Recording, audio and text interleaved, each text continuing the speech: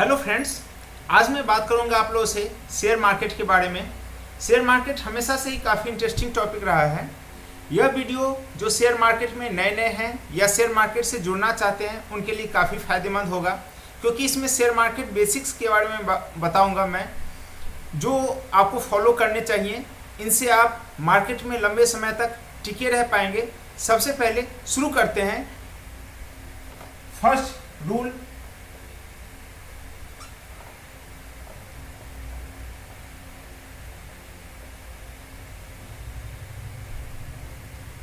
एक एग्जांपल देता हूं कि कोई आदमी गाड़ी चलाना सीखता है तो सीधे रोड पे नहीं निकल जाता है गाड़ी लेकर के। पहले वो अपने गली मोहल्ले में, फील्ड में चलाता है, प्रैक्टिस करता है। जब वो सेट हो जाता है तब वो सड़क पर निकलता है। इसी तरह से जब रियल मार्केट में आप निकलते हैं पैसा लेकर के, तो उसमें फाइनेंशियल लॉस होने का रिस्क बना हुआ रहता है। इसके लिए क्या करना चाहिए? सबसे पहले हमें एक डमी पोर्टफोलियो क्रिएट करना चाहिए। जैसे मनी कंट्रोल ऐप पे आप कर सकते हैं, उसमें आप एक डमी पोर्टफोलियो क्रिएट करिए।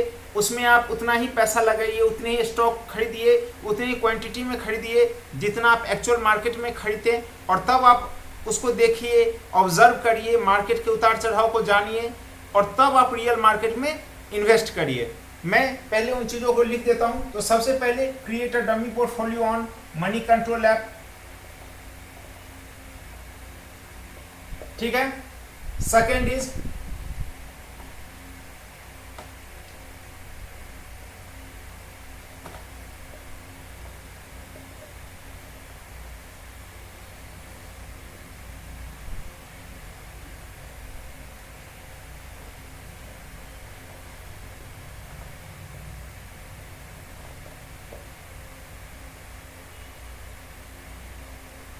उतना ही अमाउंट से शुरू करिए जितना कि आप रियल मार्केट में इन्वेस्ट कर सकते हैं। नंबर थर्ड,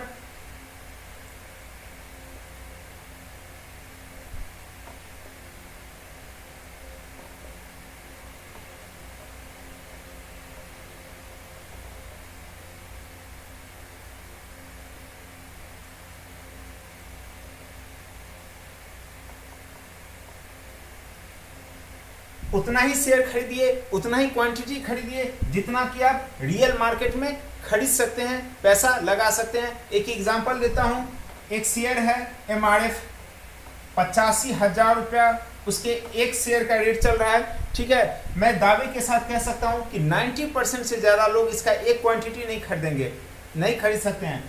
लेकिन अगर आपको डमी पोर्टफोलियो दे दिया जाए तो उसमें आप इसमें 10, 20, 50, 100 क्वांटिटी खरीद लेंगे, क्योंकि उसमें एक्चुअल पैसा नहीं लगता है। लेकिन इससे कभी भी आप मार्केट के उतार चढ़ाव को, मार्केट के मूवमेंट को, मार्केट के प्रॉफिट एंड लॉस को, रिस्क को नहीं समझ पाएंगे। तो केवल उन्हीं शेयर्स में पैसा लगाएं और उतने ही क्वांटिटी में लगाएं जो कि आप एक्चुअल मार्केट में करते लगाते हैं।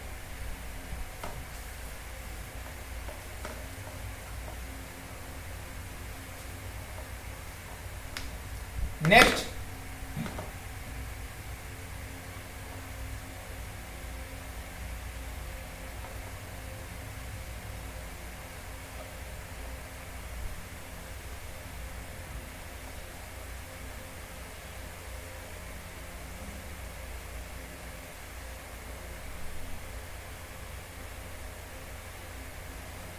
Never average on falling market, ठीक है। गिरते हुए बाजार में कभी भी पैसा न लगाएं, कभी भी एवरेज न करें। इसका मैं एक एग्जांपल देता हूं। एक शेयर था PC ज्वेलर्स, 600 रुपया 65 पैसा का इसका हाई था 16 जनवरी 2018 को, और 7 रुपया 75 पैसा का इसका लो था ऑन 23 मार्च 2000, ठीक है। यानी कि 2 साल के भीतर में यह शेयर 99% गिर गया। 600 रुपये का शेयर 7 रुपया रह गया। इससे क्या सीख मिलता है? सबसे पहले कि गिरते हुए मार्केट में never average in falling market, गिरते हुए बाजार में कभी भी पैसा नहीं लगाना चाहिए, एवरेज नहीं करना चाहिए। वेट फॉर करेक्शन, ठीक है। 3-4 सेशन में अगर उसमें सुधार आता है अभी जैसे ये बढ़ करके 28 रुपया चल रहा है, अक्टूबर 21 की मैं बात कर रहा हूँ, तब ये अपने हाई के लेवल से 650 रुपया अभी भी नीचे है, लेकिन 7 रुपया 75 पैसा के हिसाब से देखें तो अभी 28 रुपया यानी कि 4 गुना बढ़ चुका है। तो आप कुछ करेक्शन का इंतजार करिए, 3-4 सेशन में जब उसमें रिकवरी आ जाता है, 8, 9, 10, 11, 12 हो जाता है, तब आप उसमें इंटर करिए। ये अगला नियम है। उसके बाद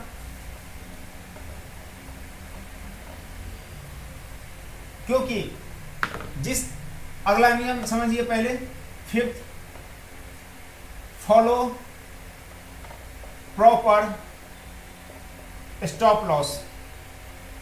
ठीक है, अगर किसी चीज का कोई टारगेट है तो उसका स्टॉप लॉस भी होना चाहिए। मान लेते हैं, एग्जांपल लेते हैं, buy a share at 500 rupees, 500 रुपया में हमने कोई एक शेयर खरीदा, और अगर आप उसमें 20% का टारगेट रखते हैं, यानी कि अगर वो 600 रुपया होगा आप काट देंगे, तो उसमें must stop loss at 10% downfall, यानी कि अगर वो 10% वहां से गिर जाता है तो आपको उसको काट देना चाहिए। यानी कि अगर शेयर का रेट 450 रुपया आ जाता है तो आप उसको काट दीजिए, उस पोजीशन से एग्जिट हो जाइए। जितना आप टारगेट रखते हैं उसका आधा आपका स्टॉप लॉस होना चाहिए। 500 का कोई चीज है, 600 रुपया टारगेट है, तो उसका आधा 450 रुपया स्टॉप लॉस होना चाहिए। स्टॉप लॉस इसलिए भी जरूरी है, मैंने पिछले एग्जाम्पल में बताया पीसी ज्वेलर्स का। मान लेते हैं उसका हाई 600 रुपया का था, पीसी ज्वेलर्स का, जिसने 600 में खरीदा होगा, 550, 500, 400, 300, 200 सब रेट पे खरीदा होगा। ठीक है, उसका एवरेज मान लीजिए कुछ भी बना हो, 200, 250, 300 बना हो, और जब वो 8 रुपया 10 रुपया पे शेयर आ गया होगा, सोचिए उसका कितना ज्यादा नुकसान हो गया होगा। तो कभी भी ऐसा काम नहीं करना है कि मार्केट में सरवाइव करने के लायक ही ना बचे, मार्केट में कुछ नया करने के लायक न बचे। इसलिए हमेशा स्टॉप लॉस को फॉलो करना चाहिए, मेंटेन करना चाहिए।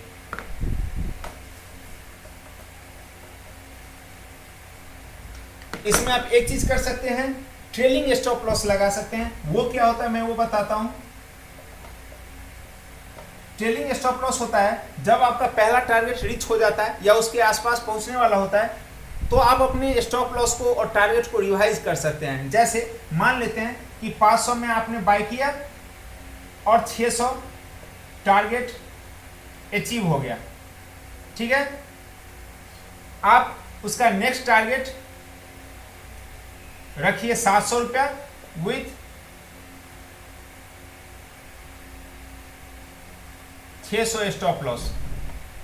यानी कि अब मान लेते हैं कि ट्रेड 600 रुपया से ऊपर उस शेयर में काम हो रहा है। ठीक है, आपको कोई जल्दी नहीं है उस पोजीशन को काटने की, और आप सोच रहे हैं कि यह मार्केट में और अच्छा इसका बुलिश व्यू है, या ऊपर बढ़ेगा या और भी चढ़ेगा शेयर। तो आप क्या करेंगे कि 600 रुपया का आप स्टॉप लॉस लगा करके 700 रुपया का टारगेट के लिए आप वेट कर सकते हैं। इस तरह से आप अपने टारगेट को रिवाइज कर सकते हैं, नया टारगेट लगा सकते हैं और स्टॉप लॉस लगा सकते हैं। अगर मान लेते हैं कि वो ट्रेड उस टाइम पे CMP करंट मार्केट प्राइस जो है 620 रुपया चल रहा हो, वो गिर के 600 रुपया भी आ जाता है, तो 600 में आपका यह पोजीशन कट जाएगा, तो आपको फिर भी 100 रुपया का प्रॉफिट हो गया। लेकिन मान लेते हैं कि वह यहाँ से बढ़ते ही गया, आपका अगला टारगेट रीच हो सकता है, उसके बाद अगला टारगेट रीच हो सकता है। जैसे कुछ दिन पहले की बात थी, आज से 5-6 दिन पहले की बात थी, यह मैं बात कर रहा हूँ आपको अक्टूबर 2021 की,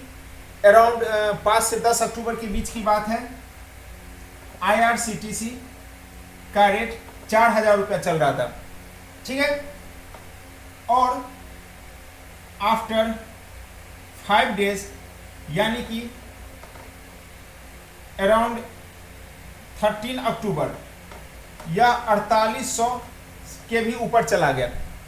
तो मान लीजिए जिसने 4000 में लिया हो 39 की स्टॉप लॉस के साथ और 41 के टारगेट के साथ, वो क्या कर सकता है, 42 जितना टारगेट उसका आधा स्टॉप लॉस। अब मान लेते हैं 42 पहुंच गया, वो क्या कर सकता है कि अब अगला टारगेट वो 4500 का ले ले और 4200 का वो स्टॉप लॉस रख ले।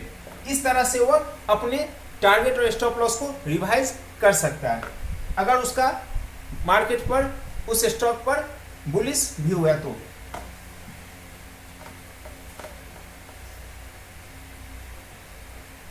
अगला rule,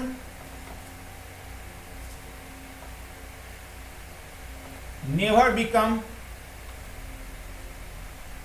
aggressive and over confident in market. कभी भी मार्केट पर बहुत ज्यादा ओवर कॉन्फिडेंट नहीं हो जाना चाहिए, ठीक है। इसका फॉलो करिए हमेशा इस नियम को, market is always right.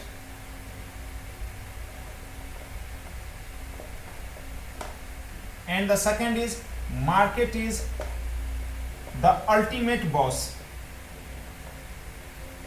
Market में जो हो रहा है, जैसा हो रहा है, जब हो रहा है, वही सही है।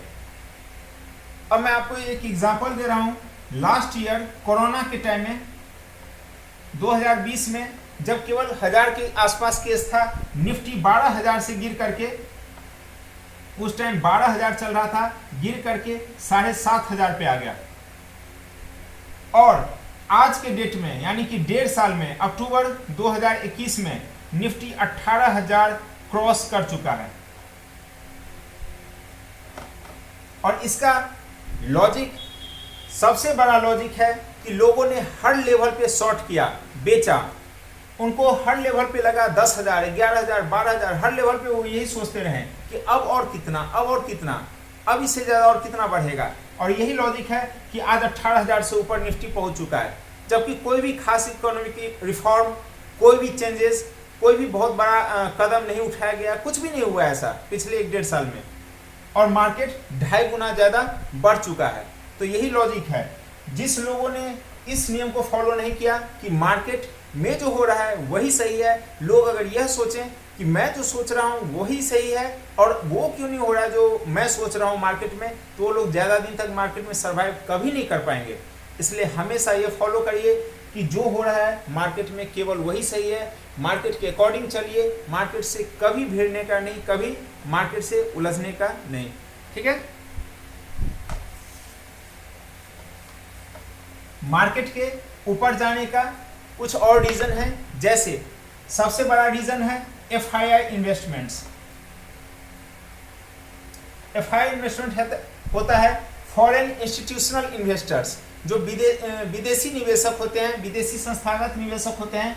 उनका पैसा भारत में या डेवलपिंग कंट्रीज में ज़्यादा लग रहा है। वो इसलिए क्योंकि बाहर की कंट्रीज में जो इंटरेस्ट रेट है वो बहुत कम है। जैसे जो डेवलप कंट्रीज हैं UK एंड USA, यहाँ पे इंटरेस्ट रेट 0.5 या उससे भी नीचे है, 0.5 के आसपास है, ठीक है। अब अगर बैंक में 0.5% ब्याज मिले और मार्केट में 8 से 10% का रिटर्न मिले, तो ऑब्वियसली लोग कहीं और इन्वेस्ट करेंगे जहां पर इससे ज़्यादा रिटर्न मिलेगा, और कहीं भी इससे ज़्यादा ही रिटर्न मिलेगा। ऐसे बहुत सारे मार्केट हैं, बहुत सारी इकोनॉमी है जहां पे 0.5%, 1% इससे ज़्यादा रिटर्न मिलता है। तो ऑब्वियसली जो पैसा है वो क्या होगा, जो फंड का फ्लो है वो शिफ्ट हो जाएगा यहाँ पे, जहाँ पे उनको ज़्यादा रिटर्न मिल रहा है, मोर रिटर्न। और यही कारण है कि डेवलपिंग कंट्रीज में जहाँ पर ग्रोथ के चांस ज़्यादा हैं, जहाँ पे उनको ज़्यादा रिटर्न दिख रहा है, इंडिया में तो 5.5 के आसपास FD पे भी इंटरेस्ट रेट है। तो अगर वो FD में भी रखते हैं तो 5.5 यहाँ अपने कंट्री से 5% ज़्यादा इंटरेस्ट रेट यहाँ पे मिल रहा है, और मार्केट में उससे भी ज़्यादा मिल रहा है। तो ऑब्वियसली अगर ग्रोथ कहीं भी और दिखेगा तो पैसा वहाँ पे ज़्यादा शिफ्ट होगा। इंडिया में जैसे कि पहले, आज से 7-8 साल पहले की बात करें तो 10% का इंटरेस्ट रेट चलता था, 9 से 10% का, जो कि अब केवल घट के 5 से 5.5% रह गया है। यह जितना कम होगा उतना ही मार्केट में ज़्यादा पैसा आएगा, क्योंकि लोग यहाँ पे रिटर्न कम मिलेगा तो वह पैसा कहाँ पे शिफ्ट करेंगे, मार्केट में शिफ्ट करेंगे, क्योंकि रिटर्न जहाँ पे ज़्यादा होगा पैसा वहाँ पे आएगा, फ्लो वहाँ पे होगा फंड का। तो यह कुछ कारण थे जिसके कारण से मार्केट बढ़ रहा है। इससे जो बेसिक चीज़ हमने सीखा कि मार्केट में कभी भी प्रेडिक्शन ज़्यादा नहीं करना है, मार्केट के बारे में कभी भी ओवर कॉन्फिडेंट नहीं हो जाना है। जो मार्केट में हो रहा है, जैसा हो रहा है, जिस तरह से मार्केट चल रहा है उसी के अकॉर्डिंग हमें भी चलना है, तभी हम लंबे समय तक मार्केट में सर्वाइव कर पाएंगे, टिक पाएंगे। ठीक है, इसके अलावा अभी बहुत सारी चीज़ें हैं जो मैं आगे बताऊंगा। इस वीडियो में अभी इतना ही, मिलते हैं अगले वीडियो में। Thank you.